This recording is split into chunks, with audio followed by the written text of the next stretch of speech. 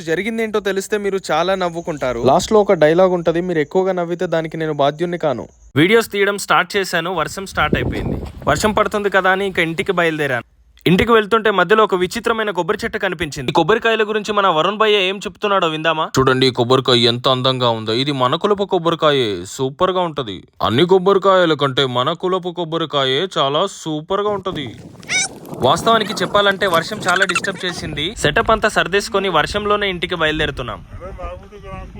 మేము వర్షంలో తడుచుకుంటూ వెళ్తున్నామని మా తమ్ముడు బైక్ తీసుకొని మమ్మల్ని పికప్ చేసుకోవడానికి వచ్చాడు. వర్షంలోనే మా తమ్ముడు బైక్ తీసుకొని వస్తే నాకు ఒకటి అనిపించింది, ఎడారిలో బీసిలరీ బాటిల్ దొరికినట్టు. భళా భళా. వరుణ్ భయ్య ఒక ఫన్నీ డైలాగ్ వేశాడు. ఆ డైలాగ్ ఉంటే మీరు చాలా నవ్వుకుంటారు.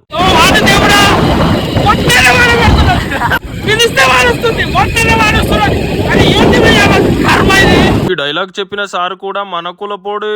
వీడియో కనుక మీకు నచ్చినట్టయితే ఒక లైక్ చేయండి. ఇలాంటి వీడియోస్ కోసం మన ఛానల్ ని సబ్స్క్రైబ్ చేసుకోండి. ఉంటా మరి, బాయ్.